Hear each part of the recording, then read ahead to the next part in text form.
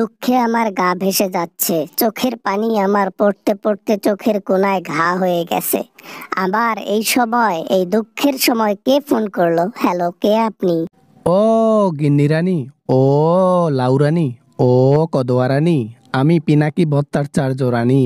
কি অবস্থা তোমার? ভালো আছো? কিসের ঘা হলো?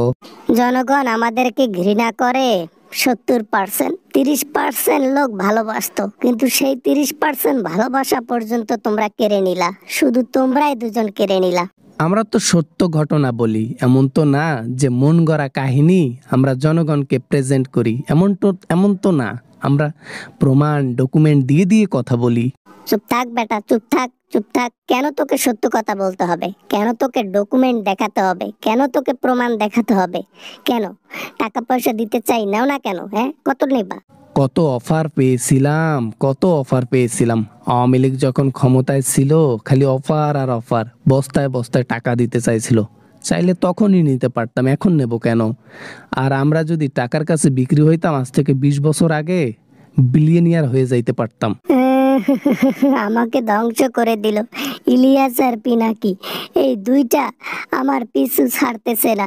আমার যত কালো ধান্দা আছে সব প্রকাশ করতে জনগণের কাছে। চুরি করে খাওয়ার সময় মনে থাকে না যে এ চুরি একদিন তোমাকে ধরা খাইতে হবে? হ্যাঁ, সত্য বললে গায়ে লাগে, তাই না? যাই হোক, নির্বাচনে যাবা না? বাংলাদেশে যাবা না? নির্বাচনে পর্যন্ত সুযোগ দেয় নাই আমাদেরকে। আমাদেরকে এতিমের মতো ফেলে দিয়েছে ডক্টর ইউনূস। আমাদেরকে তুচ্ছ করে দিয়েছে, আবার আমার রায় দিয়েছে। আয় রে আয়। 17 বছর জনগণের পিছন মারলা, আর শেষমেশ 17 বছর পর জনগণই তোমার পিছন মেরে দিল। এসে পিছন নয়, একদম গেরা কলে মেরে দিছে। কি আর করব, ভাবতে পারি নাই যে জনগণ এতটাই ভয়াবহ হবে। আল্লাহ, একটা গুলির শব্দ শুনলে মাঠ ফাঁকা হইতো, সে জায়গায় মাঠ ফাঁকা হতো না। আল্লাহ তাআলা তোমাদেরকে যে ক্ষমতা দিয়েছেন, হ্যাঁ, উপর আল্লাহ দিয়ে দেখলো যে তোমরা কি করো, খারাপ কাজ নাকি ভালো কাজ। এর পরিণতি তো দেখলাই নাকি? পুরোনো দিনের কথা ভুলে যেতে চাই। এখন শুধু নির্বাচনে যদি জয় করতে পারতাম নিজেকে, নির্বাচনের সুযোগ দিত যদি আমাদেরকে, আমরা অনেক খুশি হতাম। কি হয়েছে হয়েছে। নারীয়ে তো বেলতলায় একবার যায় আর জনগণ 5বার গিয়েছে।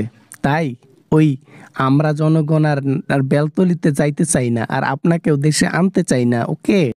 আর দেশে যাওয়া হবে না কখনো। দেশে গেলে আমাকে রশিতে ঝুলে দিবে। ওই যে রায় দিয়েছে, ওই রায়ে তো আমাকে ধ্বংস করে দিল শেষে এসে। খুব ভালো হয়েছে, শেষমেশ খুব ভালো হয়েছে। জনগণ উচিত একটা বিচার পেল, ঠিক একটা বিচার পেল।